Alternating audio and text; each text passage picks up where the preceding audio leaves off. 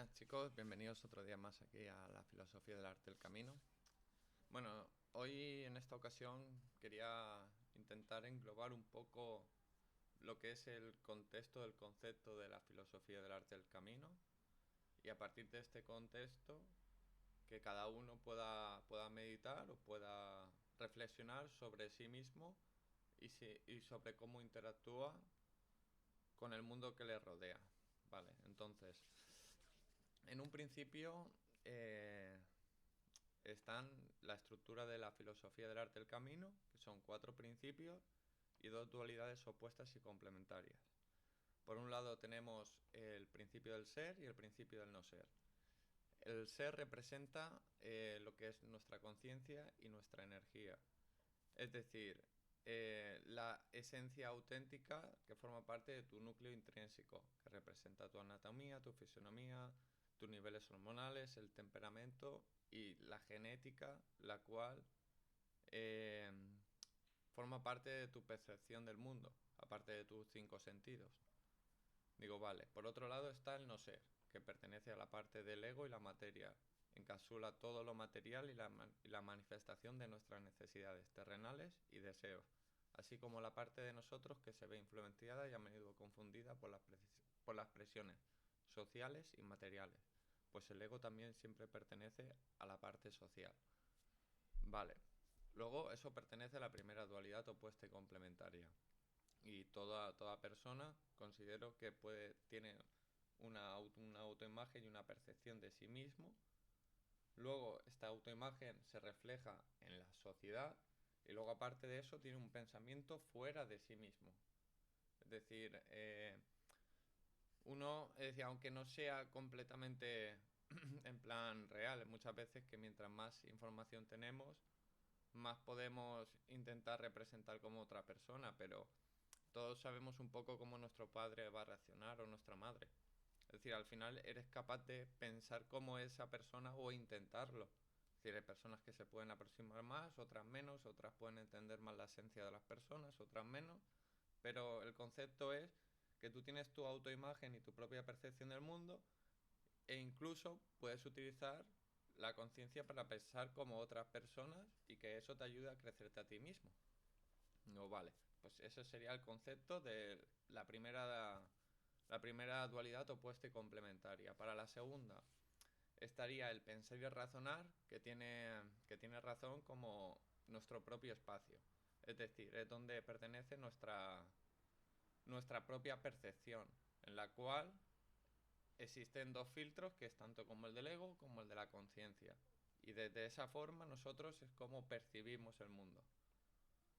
Vale, entonces, fuera de esos 2 filtros, yo al menos considero que está la objetividad de las cosas, fuera de lo que es todo juicio y toda incluso percepción del propio ser humano. Por otro lado, es que con el tema de la percepción, como está el tema de la observación que influye en la propia realidad a través del experimento de la doble rendija y todo eso, pues ahí siempre es como que hay algo ahí que me genera dudas y es como quiero profundizar en eso más, pero bueno, ya encontraré el camino. Tiene que venirme el tema. Y bueno, por último, bueno, el principio de pensar y razonar representa la lógica y la sabiduría y utiliza la razón para navegar y entender el mundo a través de tu propia percepción del mundo. Implica un esfuerzo consciente para analizar y procesar la información que recibimos y las situaciones que experimentamos. Digo, vale. Y por el otro lado está el no pensar y no razonar, que está encadenado, o al menos considero yo que está vinculado tanto al tiempo como al presente especialmente. Y luego representa la capacidad de vivir en el momento presente sin juicio y sin la influencia de pensamientos racionales previos. Es la experiencia pura del ser, liberada de las construcciones y limitaciones del pensamiento estructurado. Y luego, por otra parte, el no pensar y no razonar está vinculado con el ser, con la parte de la conciencia, y el pensar y razonar está vinculado al ego, porque al final es decir, viene a través de un razonamiento que es un juicio de lo que viene a ser la objetividad. Y el no pensar y no razonar busca conectar con esa objetividad. Vale. Por otro lado, considero que en todo presente convergen tres realidades al unísono. Es decir, de que por un lado está la realidad objetiva, que son las circunstancias y eventos que ocurren independientemente de las percepciones y de las creencias individuales del ser humano. Eso por un lado. Luego está la realidad social, que son las normas, los valores y expectativas creadas y mantenidas por las sociedades en las que vivimos. Y en cada sociedad o grupo o comunidad existen variaciones pequeñas o grandes de la realidad social. Y por otro lado está la realidad individual, que es la interpretación personal y única de cada individuo sobre los eventos y situaciones, moldeada por sus experiencias personales, educación y contexto. Entonces, considero que hoy en día las personas generan una autoimagen, es decir, se ven a sí mismos reflejados y generan un ego, y ese ego es un reflejo en la sociedad, es decir, que pertenece a lo que es la realidad social, fuera incluso de su propio pensamiento. A mí me da esa sensación, y luego aparte el ego tiene una cosa que se alimenta del propio autoengaño, es decir, niega la realidad, no la acepta, la rechaza a través de muchas maneras, y bueno, luego busca unirse con otro grupo de personas para alimentar ese autoengaño. ¿Qué es lo que yo al menos considero que pasa en la sociedad hoy en día? Que las personas que viven a través de este ego necesitan una validación externa para alimentarse y... ¿Cómo lo diría? Es decir, para ser considerados que ellos existen, es decir, para autoafirmarse, necesitan la afirmación externa. Por lo tanto, la validación externa es eso. Y con eso es con lo que considero que están obligando hoy en día a las personas a que se les reconozca por la fuerza el autoengaño de esas personas, que viene alimentado por el ego. Entonces, yo muchas veces, al menos yo considero y creo que cuando voy a tener una conversación, no tengo una conversación para alimentar los egos de las otras personas. Es decir, tengo una conversación para compartir una opinión teniendo en cuenta que yo tengo la mía propia, que la otra persona puede ser completamente diferente, y simplemente me gustaría, pues eso, que me argumente por qué, cómo, para qué, poder intentar comprenderlo. Luego me puede gustar más o menos, puede ser para mí más respetable o menos, porque el respeto es a lo que le doy yo valor individual y por lo tanto es subjetivo, es mío. Entonces yo puedo respetar a gente que sea consciente de sí misma, por ejemplo, que sepa que tiene esta parte, pero que venga de algo, que tenga su porqué y que para él esté justificado. Y yo ahí pues no me puedo meter, me puede gustar más o menos, pero eso es así. Si la gente es consciente, pues bueno, no lo veo mal. ¿Por qué? Porque al menos no va a buscar a los demás para validarse a sí mismo. Si él es consciente de eso, está bien. Y bueno, a lo que quería profundizar. En el desarrollo humano, desde el nacimiento, considero que los seres humanos se encuentran en un proceso de formación continua donde comienza con un ego biológico que se desarrolla para asegurar nuestra supervivencia. ¿Por qué? Porque al nacer nosotros nos encontramos en un estado de dependencia absoluta. Y poco a poco, conforme vamos creciendo y madurando, esa dependencia va reduciendo. ¿Qué es lo que pasa? Que nosotros empezamos a generar tanto un ego como una conciencia, es decir, vamos generando una autoimagen en el mundo y vamos conociendo es decir, los pensamientos de otras personas, y luego están las personas de autoridad en las cuales está nuestra dependencia y nosotros tenemos que asumir eso, es decir, que aprendemos de nuestro exterior y las personas que tienen autoridad sobre nosotros, sean nuestros padres, sean los tutores legales, sea quien sea, tiene la autoridad para moldearnos a nosotros. Pues estamos en un estado de dependencia. Entonces, conforme nos vamos criando, nos vamos desarrollando según las experiencias en las cuales hemos vivido. Digo, vale. Entonces, considero que la maduración implica aprender a discernir entre el ego y la conciencia, entre las influencias externas e internas, y finalmente adoptar un ego y una conciencia que sean verdaderamente propios, facilitando así una vida auténtica basada en la objetividad y la integración personal en el contexto social. Porque considero que todos los humanos deberíamos de buscar la objetividad como base Y a partir de esa objetividad poder realizar los juicios que queramos, pero sin poder llegar a esa base y sin ni siquiera establecer un consenso sobre esa base, es como que hoy en día la realidad social ha sustituido a la objetividad. Es como si fuera la base para las personas. Entonces diferentes grupos sociales tienen diferentes bases, por lo tanto siempre va a haber una división entre las personas. Cuando considero que si todos tuviésemos la misma base, la misma objetividad como base en la cual poder establecer un juicio, pues que cada uno sacase sus propias conclusiones y pudiese elegir su propio estilo de vida en el cual va a querer invertir su tiempo, porque al final todo lo que más tenemos es tiempo de vida. Es como cuando vamos al trabajo. Cuando vamos a un trabajo, al final intercambiamos nuestro tiempo de vida por dinero. Entonces considero que para empezar deberíamos de darle otro valor al dinero, en ese sentido. Y con lo que nosotros hagamos ese dinero será nuestro poder social en el cual invertiremos en diferentes sectores de la sociedad y el cual podremos hacer que un sitio crezca o que otro no crezca.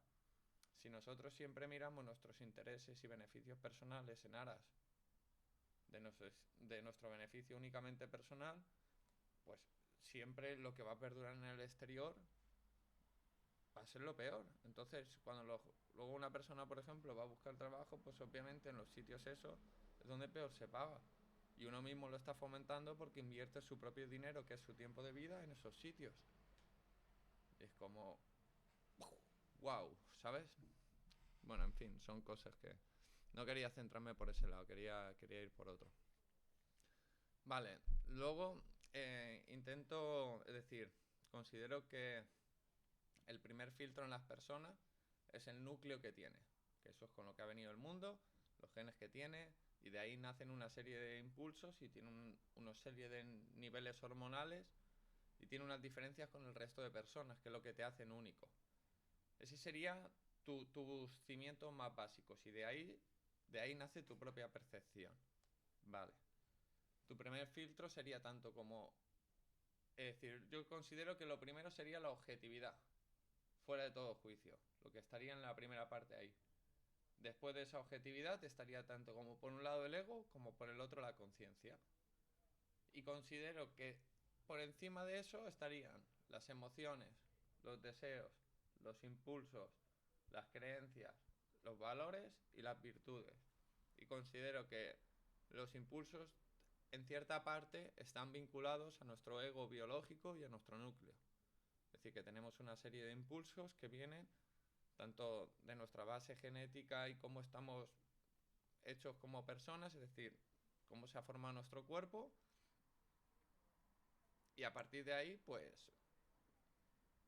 Bueno, y luego por otro lado, perdón, están las virtudes, es decir, el cómo una persona a través de su autopercepción y la autorreflexión que han conseguido a través de la experiencia,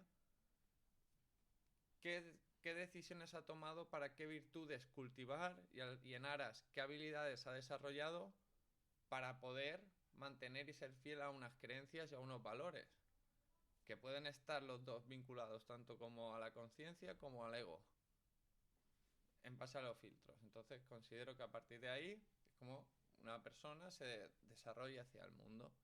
Entonces, por ejemplo, en las emociones, deseos e impulsos, el ego puede provocar emociones intensas y volátiles que surgen de deseos y necesidades inmediatas. Estas son a menudo reactivas y pueden ser desencadenados por estímulos externos como interacciones sociales, publicidad y medios de comunicación que apelan directamente a nuestros deseos de aceptación, estatus o posesión material. Impacto de influencias externas. El ego no solo refleja deseos y necesidades personales, sino que también puede estar profundamente influenciado por las normas y expectativas sociales. Por ejemplo, un individuo puede sentirse impulsado a alcanzar ciertos estándares de éxito o comportamiento que son valorados en su cultura o grupo social, aunque estos no necesariamente resuenen con sus verdaderos deseos o necesidades internas. Y de ahí pueden nacer conflictos internos sí, sobre todo conflictos internos en tal de las expectativas sociales, la imagen tuya que has creado social y tu verdadera naturaleza interior. Por otro lado, las creencias, valores y virtudes. Desde el ego, nuestras creencias y valores pueden ser configuradas para proteger nuestra autoimagen y facilitar nuestra navegación en el mundo social. Estos pueden ser más rígidos o defensivos, enfocados en justificar nuestras acciones y mantener una cierta imagen ante los demás. Es decir, que como te reflejas a ti mismo en esa imagen social que has creado, necesitas convencer a los demás de esa imagen social para validártela a ti mismo. Entonces vas a estar continuamente en un estado defensivo, rechazando el resto para mantener esa imagen social que has estado creando. Vale. Desde la conciencia. Las emociones y deseos que surgen de la conciencia son generalmente más equilibrados y profundos, reflejan una comprensión más madura de nuestras verdaderas necesidades y aspiraciones, y son menos susceptibles a ser perturbados por estímulos externos. Estas emociones tienden a ser más estables y alineadas con un sentido de propósito a largo plazo. ¿Por qué? Porque vienen a través de una autorreflexión. Es decir, conforme uno empieza a profundizar, es decir, voy a poner un ejemplo, es decir, ¿qué es el miedo? Y tú puedes profundizar, ¿vale? Todo el mundo ha sentido miedo, es decir, ha sentido una sensación que notas como si te paralizase ante un peligro. Es decir, y dices tú, ¿qué tipo de reacción? Es decir, ¿cómo uno interpreta el miedo? Supongo que sería la clave. Es decir, ¿cuál sería tu interpretación de ese miedo? Uno puede decir, vale, el miedo puede ser un aviso ante una situación de peligro. Entonces, no hay que tomárselo como algo malo, sino como algo en lo cual debes de permanecer alerta porque estás en una situación de peligro. Y como tal, sabes o eres consciente que ese miedo va a generar unas hormonas o va a generar una situación en tu cabeza en la cual te va a estar mucho más alerta de lo normal. Entonces dices tú, vale, pero lo que uno no puede nunca hacer, por ejemplo, es tener miedo al miedo. Es decir, no voy a tener... No, el miedo está para poder enfrentar una situación o una circunstancia concreta en la cual puedes estar en peligro. Entonces, es una alerta. Es una alerta del cuerpo. El tema es nosotros cómo interpretamos esa emoción y qué nos hace a nosotros. Porque si uno... Es decir, ahí hay una serpiente y te quedas paralizado. O puedes decir, vale, ¿y qué hay que hacer en estos casos para poder tener, cuál es tu objetivo? La supervivencia, pues.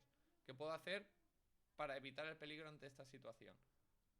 Y lo que tienes que hacer es, pues si has tenido conocimientos previos sobre esa posible situación o tienes algo de información, pues reaccionar. En caso de que no, pues es prácticamente el azar ya ahí, ¿sabes? A veces que es suerte ahí ya, ¿sabes? Pero a lo que iba, es decir, que ese miedo puede ser algo que te pueda paralizar o te pueda llegar incluso a bloquear, o puedas interpretarlo como un aviso y que ese miedo te ayude a salir de una situación de peligro. Entonces, depende de nosotros el cómo interpretemos eso. O, por ejemplo, tú puedes interpretar el amor como algo que quieres tú para ti, o puedes querer algo fuera de ti. Es decir, al final es como si lo haces desde la conciencia o desde el ego. Desde la conciencia es algo altruista, es decir, es algo que está fuera de ti. Tú sabes que tú tienes un propio mundo interior y una propia percepción. Sabes que cada persona tiene la suya propia. Quieres conocer y hacer que la otra persona crees que desarrolle la suya, la de ella misma, ¿sabes? Entonces, tú vas a motivar eso que está fuera de ti.